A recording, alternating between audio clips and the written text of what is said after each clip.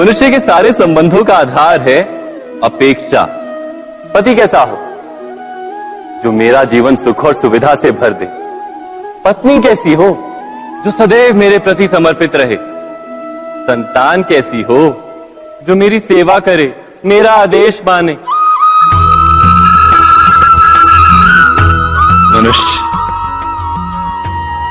मनुष्य उसी को प्रेम भी कर पाता है जो उसकी अपेक्षा पूर्ण करता है। और अपेक्षा की तो नियति है भंग होना। कैसे? क्योंकि अपेक्षा मनुष्य के मस्तिष्क में जन्म लेती है। कोई अन्य व्यक्ति उसकी अपेक्षाओं के बारे में जान ही नहीं पाता। पूर्ण करने की प्रामाणिक इच्छा हो तब भी कोई मनुष्य किसी की अपेक्षाओं को पूर्ण नहीं कर पाता। और वहां से जन्म लेता है संघर्ष। सारे संबंध संघर्ष में परिवर्तित हो जाते। पर मनुष्य अपेक्षा को संबंध का आधार ना बनाए और स्वीकार करे केवल संबंध का आधार, तो क्या ये जीवन स्वयमेव सुख और शांति से नहीं भर जाएगा? स्वयं विचार कीजिएगा।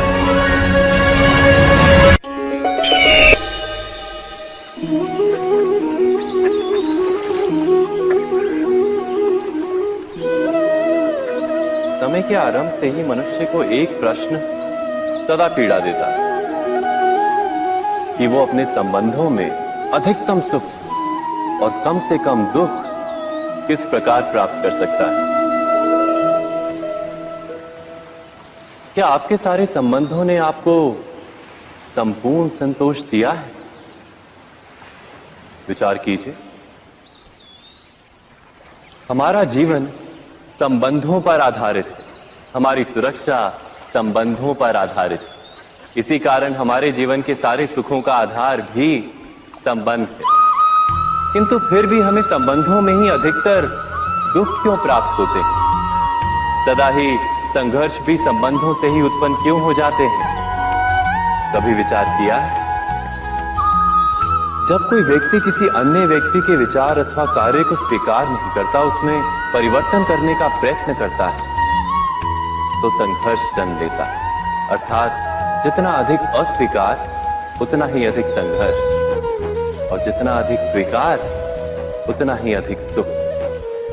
क्या ये वास्तविकता नहीं?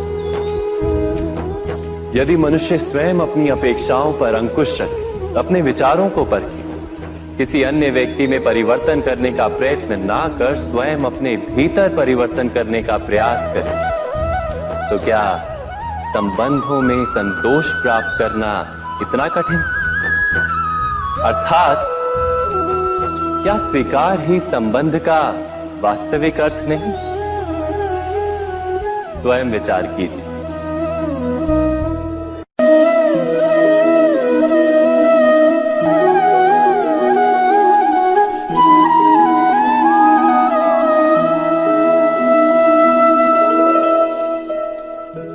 जब किसी व्यक्ति को किसी घटना में अन्याय का अनुभव होता है, तो वो घटना उसके अंतर को झकझोर देती। समस्त जगत उसे अपना शत्रु प्रतीत होता है।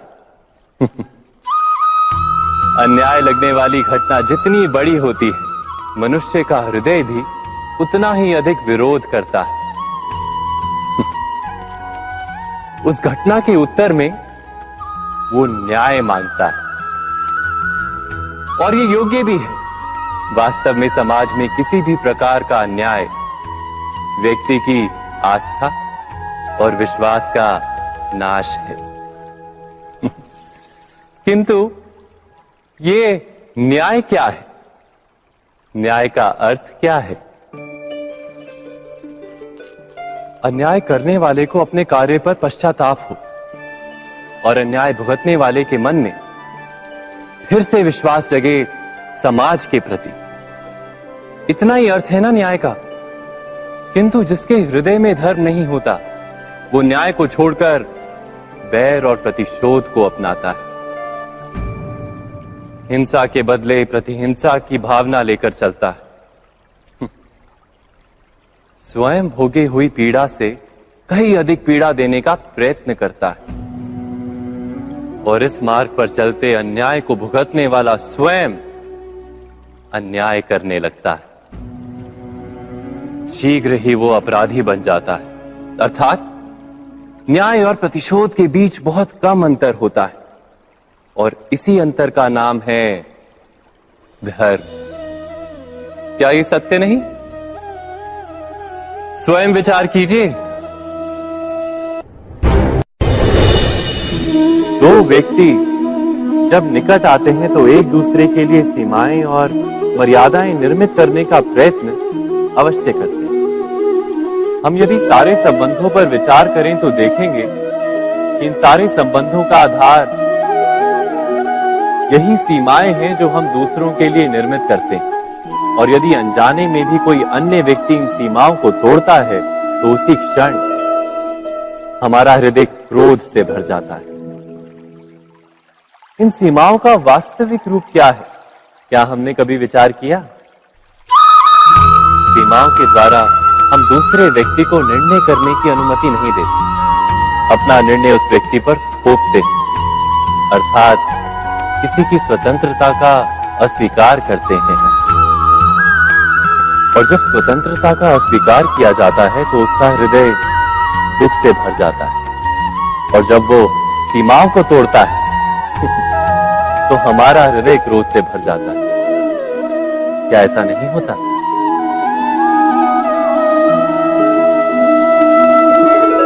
पर यदि एक दूसरे की स्वतंत्रता का सम्मान किया जाए तो किसी मर्यादाओं या सीमाओं की आवश्यकता ही नहीं होती। अर्थात जिस प्रकार स्वीकार किसी संबंध का देह है, क्या वैसे ही स्वतंत्रता किसी संबंध की आत्मा नहीं? स्वयं विचार कीजिए।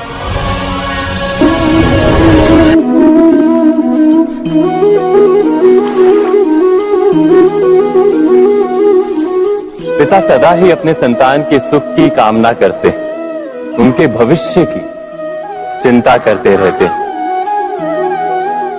इसी कारणवश सदा ही अपने संतानों के भविष्य का मार्ग स्वयं निश्चित करने का प्रयत्न करते रहते हैं।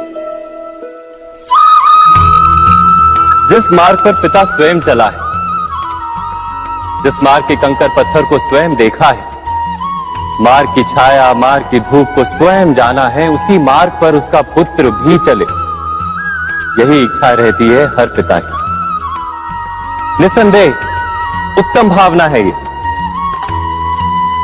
किंतु 3 प्रश्नों के ऊपर विचार करना हम भूल ही जाते हैं।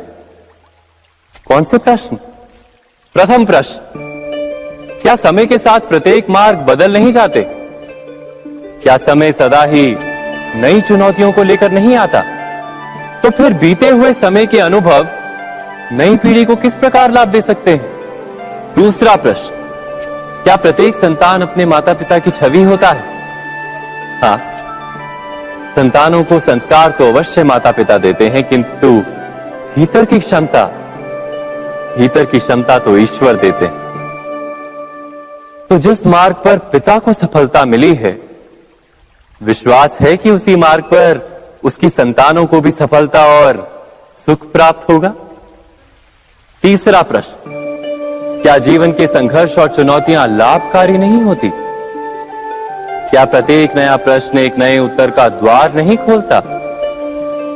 तो फिर संतानों को नए नए प्रश्नों, संघर्षों और चुनौतियों से दूर रखना, ये उनके लिए लाभ करना कहलाएगा या हानि पहुंचाना? अर्थात जिस प्रकार संतान के भविष्य का निर्माण करने के बदले उसके चरित्र का निर्माण करना श्रेष्ठ है, वैसे संतानों के जीवन का मार्ग निश्चित करने के बदले उन्हें नए संघर्षों के साथ जूझने के लिए मनोबल व ज्ञान देना अधिक लाभदायक नहीं होगा? स्वयं विचार कीजिए। सबके जीवन में ऐसा प्रसंग अवश्य आता है कि सत्य कहने का निश्चय होता है हृदय में, किंतु मुख से सत्य निकल नहीं पाता। कोई भय मन को घेर लेता है, किसी घटना अथवा प्रसंग के बारे में बात करना या फिर स्वयं से कोई भूल हो जाए उसके बारे में कुछ बोलना, क्या ये सत्य है? नहीं, ये तो केवल तथ्य है। अर्थात जैसा हुआ था वैसा केवल बोल देना सामान्य सी बात है। किंतु कभी कभी उस तथ्य को बोलते हुए भी भय लगता है। कदाचित किसी दूसरे की भावनाओं का विचार आता है मन, दूसरे को दुख होगा ये भय भी शब्दों को रोकता है। तो ये सत्य क्या है? क्या हमने कभी विचार किया है? जब भय रहते हुए भी कोई तथ्य बोलता है तो वो सत्य कहलाता है। वास्तव में सत्य कुछ और नहीं, केवल निर्भयता का दूसरा नाम है। और निर्भय होने का कोई समय नहीं होता, क्योंकि निर्भयता आत्मा का स्वभाव है। अर्थात क्या प्रत्येक क्षण सत्य बोलने का क्षण नहीं होता?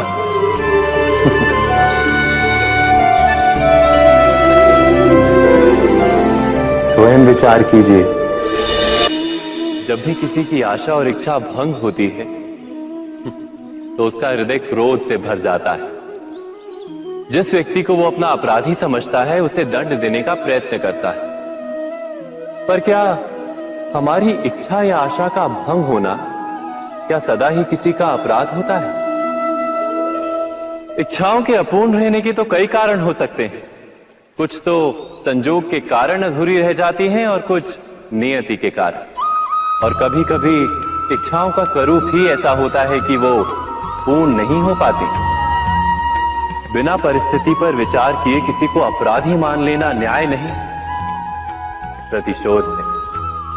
न्याय का आधार तो दया है, करुणा है, और प्रतिशोध का आधार क्रोध, अहंकार।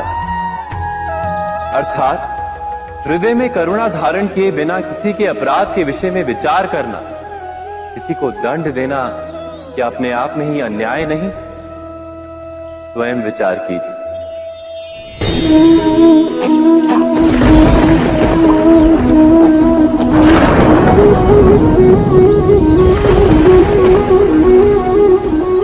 सपनों और पूर्वाभासों के आधार पर हम भविष्य के सुख दुख की कल्पना करते हैं। भविष्य के दुख का कारण दूर करने के लिए हम आज योजना बनाते हैं। किंतु कल के संकट को आज निर्मूल करने से हमें लाभ मिलता है या हानि पहुंचती है? ये प्रश्न हम कभी नहीं करते। सत्य तो ये है कि संकट और उसका निवारण साथ जनते हैं, व्यक्ति के लिए भी और सृष्टि के लिए भी। नहीं, आप अपने भूतकाल का स्मरण कीजिए, इतिहास को देखिए। आप तुरंत ही ये जान पाएंगे कि जब जब संकट आता है तब तब उसका निवारण करने वाली शक्ति भी जन्म लेती है। यही तो जगत का चलन है।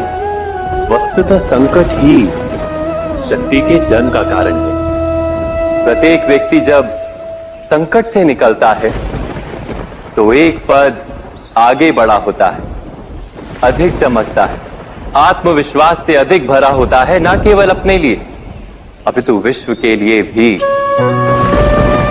क्या ये सत्य नहीं?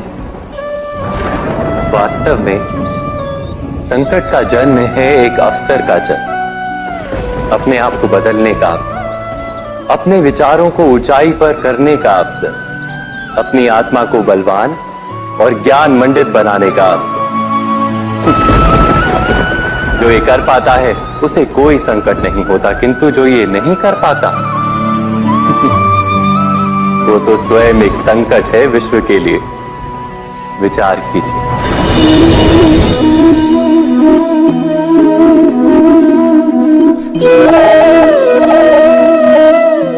परंपरा में धर्म बसता है और परंपराएं ही धर्म को संभालने का कार्य करती हैं, ये सत्य है।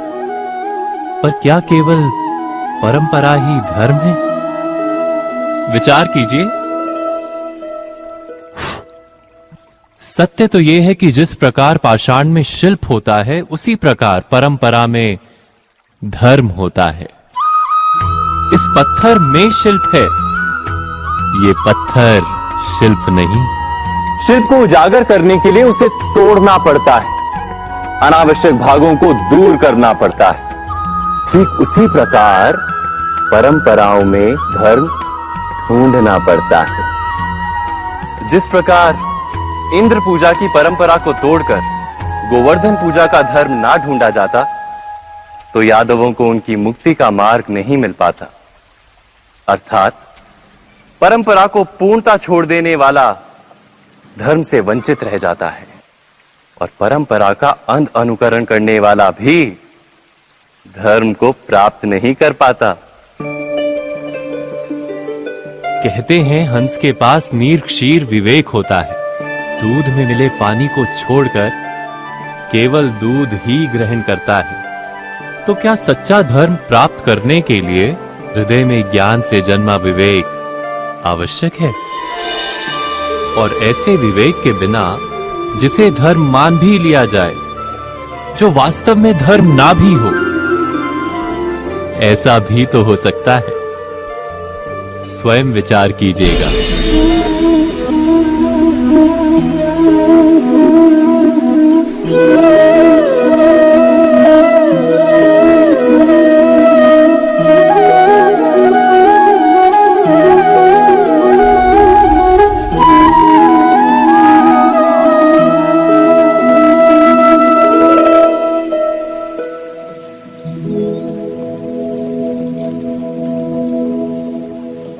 भविष्य के आधार पर सब आज का निर्णय लेना चाहते हैं। भविष्य में सुख मिले, भविष्य सुरक्षित हो, ऐसे निर्णय आज लेने का प्रयत्न रहता है सबका। आप अपने जीवन को देखिए, क्या आपके अधिकतर निर्णय के पीछे भविष्य का विचार नहीं होता? और हो भी क्यों ना, अपने जीवन को सरल और सुखमय बनाने का प्रयत्न करने का अधिकार सबका है। पर भविष्य तो कोई नहीं जानता, केवल कल्पना ही की जा सकती है। तो जीवन के सारे महत्वपूर्ण निर्णय कल्पनाओं के आधार पर ही करते हैं हम। क्या निर्णय करने का कोई तीसरा मार्ग हो सकता है? विचार कीजिए। सारे सुखों का आधार धर्म है, और वो धर्म मनुष्य के हृदय में बसता है। तो प्रत्येक निर्णय से पूर्व स्वयं अपने हृदय से ये प्रश्न अवश्य पूछ लेना कि ये निर्णय स्वार्थ से जन्मा है या धर्म से। क्या इतना पर्याप्त नहीं? भविष्य के बदले धर्म का विचार करने से क्या भविष्य अधिक सुखपूर्ण नहीं होगा? स्वयं विचार कीजिए। व्यक्ति को जब उसके अपराध का दंड मिलता है, तब कभी कभी उस न्याय को देखकर मन कचोटता है। प्रश्न उठता है हृदय में कि जब वो अपराध हुआ था, तब व्यक्ति भिन्न था। उसके पश्चात उसने इतने पश्चाताप किए, स्वयं में इतना परिवर्तन किया, फिर उसे दंड क्यों मिले? पर जहां आघात होता है, वहां प्रत्याघात भी होता है। जैसा कर्म वैसा फल। यदि किसी को प्रेम दोगे तो सुख प्राप्त होगा, यदि किसी की हत्या करोगे तो मृत्यु दंड मिलेगा। जैसा कार्य वैसा ही न्याय। तो फिर प्रायश्चित और पश्चाताप का कोई मूल्य नहीं है? अवश्य है मूल्य। प्रायश्चित और पश्चाताप मनुष्य की आत्मा को बलवान करता है, आने वाले दंड को स्वीकार करने के लिए मनुष्य को तैयार करता है। अर्थात बिना प्रायश्चित के दंड स्वीकार करने का कोई मूल्य है? स्वयं विचार कीजिए।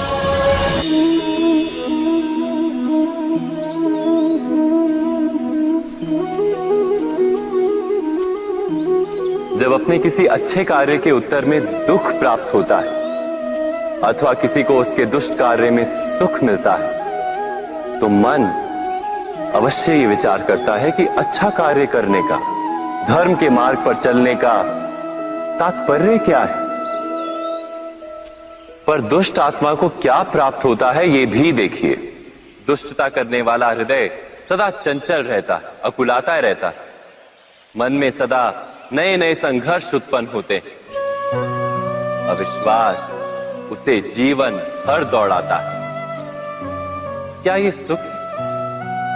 जबकि धर्म पे चलने वाले, अच्छा कार्य करने वाले, सच्चरित्र व्यक्ति का हृदय शांत रहता है। परिस्थितियां उसके जीवन के सुख में बाधा नहीं बनती। समाज में सम्मान और मन में संतोष रहता है सदा। अर्थात अच्छा बर्ताव भविष्य में किसी सुख का मार्ग नहीं। अच्छा बर्ताव स्वयं सुख अथवा बुरा बर्ताव भविष्य में किसी दुख का मार्ग नहीं। अधर्म उसी क्षण दुख उत्पन्न करता है। धर्म से सुख नहीं, धर्म स्वयं।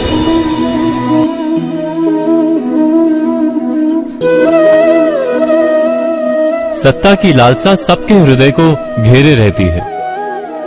प्रत्येक व्यक्ति अपना एक राष्ट्र निर्मित करने का प्रयत्न अवश्य करता है।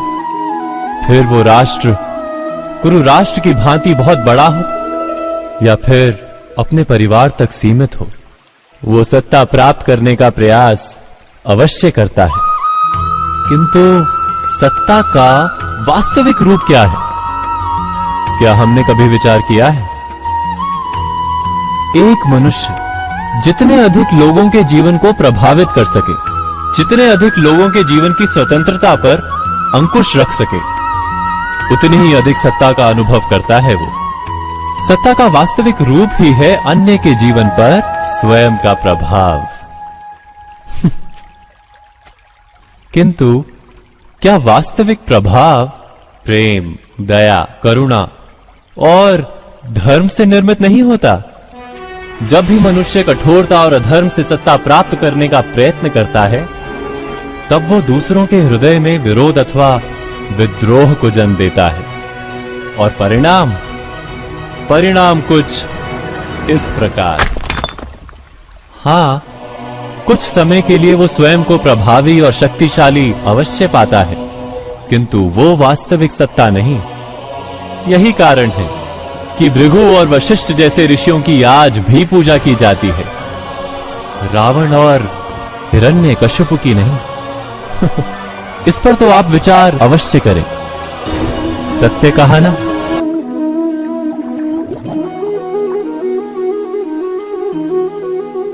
इस संसार में आने वाला प्रत्येक बालक संपूर्णतः संस्कार रहित होता है।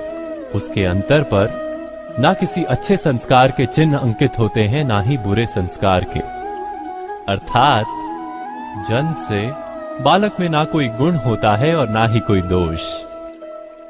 तो ये दोष अथवा गुण किस प्रकार प्राप्त होते हैं? क्या हमने कभी विचार किया है? जो बात माता पिता के मुख से निरंतर सुनी जाती है, वही बात उनकी संतानों के हृदय का संस्कार बनती है। जैसे किसी गांव में नदी तट तक एक पगडंडी बन जाती है केवल उस मार्ग पर बार बार चलने के कारण। अर्थात माता पिता के हृदय की इच्छाएं उनकी संतानों के हृदय का दोष अथवा गुण बनकर जन्म लेती हैं। क्या ये सत्य नहीं? पर फिर भी जब उनकी संतानों में कोई दोष दिखाई देता है, तो माता पिता आश्चर्य और दुख से भर जाते। माता पिता का हृदय ये प्रश्न करता है कि उनकी संतानों में ये कुसंस्कार आए कहां से?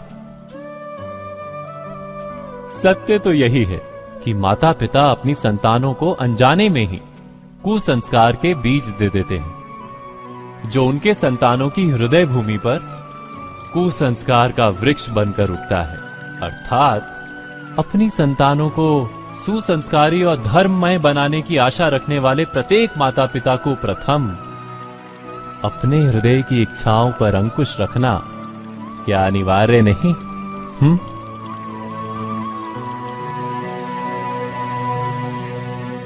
प्रत्येक माता पिता इस पर विचार अवश्य कीजिएगा।